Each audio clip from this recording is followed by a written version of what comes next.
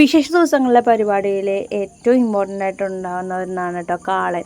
അതിന് പല പേരുകളുണ്ട്, കുറുക്ക് കാളൻ, കട്ടിക്കാളൻ, അങ്ങനെ കുറേ പേരുകളൊക്കെ ഉണ്ട് കേട്ടോ.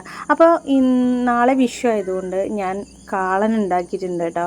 അപ്പോൾ അതിന് എടുത്തേക്കുന്ന ഒരു നേന്ത്രക്കായും ചെറിയ കഷ്ണം ചേനയാണ് കേട്ടോ. അപ്പോൾ നേന്ത്രക്കായ രണ്ട് അരികും കട്ട് ചെയ്തിട്ട് തൊലി കളഞ്ഞ് തൊലി എടുത്തെടുത്തിട്ട് ആണ് കട്ട് ചെയ്തെടുത്തേക്കുന്നത്. നന്നായി കഴുകി വെച്ചിട്ടുണ്ട്.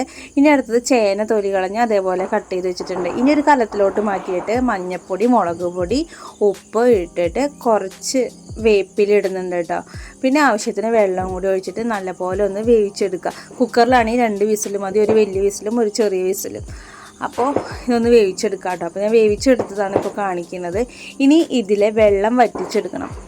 അപ്പോൾ നല്ലപോലെ ഒന്ന് തീ സ്പീഡിലേക്ക് ഇട്ടിട്ട് വെള്ളം വറ്റിച്ചെടുക്കണം. അപ്പോൾ ആ ടൈമിൽ തന്നെ ഞാൻ ചെയ്യുന്നത് വെച്ച് കഴിഞ്ഞാൽ 2 പിടി തേങ്ങ ജാറിലിട്ടിട്ട് 2 പച്ചമുളകും കുറച്ച് ജീരകം പൊടിച്ചതും പിന്നെ കുരുമുളകും, മുഴുവൻ കുരുമുളകാണ്. പിന്നെ ഇത്തിരി വെള്ളം ഒഴിച്ചിട്ട് ഒന്ന് അരച്ചെടുക്കുക, വല്ലാണ്ട് ഇതാവണ്ട.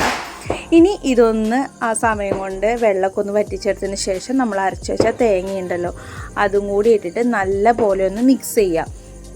അതിന് ശേഷം ഒന്നൊരു തിള വരണം കേട്ടോ. അപ്പോൾ നല്ലപോലെ ഒന്ന് മിക്സ് ചെയ്ത ശേഷം ഒന്ന് ലോ ഫ്ലെയിമിൽ തന്നെ ഇട്ടിട്ട് വേണം കേട്ടോ ഇതെല്ലാം ചെയ്യാനായിട്ട്.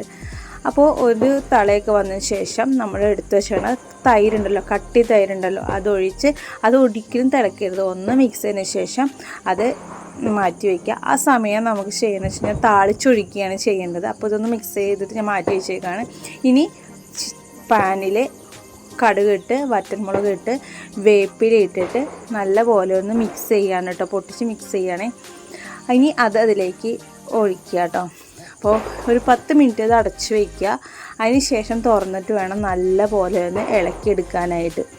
അപ്പോൾ വിഷു സ്പെഷ്യലായിട്ട് ഉണ്ടാക്കിയ കാളൻ റെഡി ആയിട്ടുണ്ട്. നല്ല അടിപൊളിയായിട്ട് തന്നെ എനിക്ക് കിട്ടിയിട്ടുണ്ട്, നല്ല ടേസ്റ്റിലായിട്ട്. പിന്നെ ഉപ്പൊക്കെ നന്നായി നോക്കിയിട്ട് വേണം കേട്ടോ ചെയ്യാനായിട്ട്. ഞാൻ ഉപ്പൊക്കെ ആവശ്യത്തിന് ഇട്ടിട്ടുണ്ടായിരുന്നു. അപ്പോൾ ഇതിൽ പറഞ്ഞില്ലെങ്കിലും ഉപ്പൊക്കെ നോക്കിയിട്ട് വേണം ഇടാനായിട്ട്. അപ്പോൾ നല്ല കട്ടിയിൽ തന്നെ കിട്ടിയിട്ടുണ്ട്. അപ്പോൾ നാളത്തെ എൻ്റെ വിഷു അടിപൊളിയാക്കാനാണ് ഞാൻ ഉദ്ദേശിച്ചിരിക്കുന്നത്. അപ്പോൾ എല്ലാവർക്കും ഒന്നും കൂടി ഹാപ്പി വിഷു.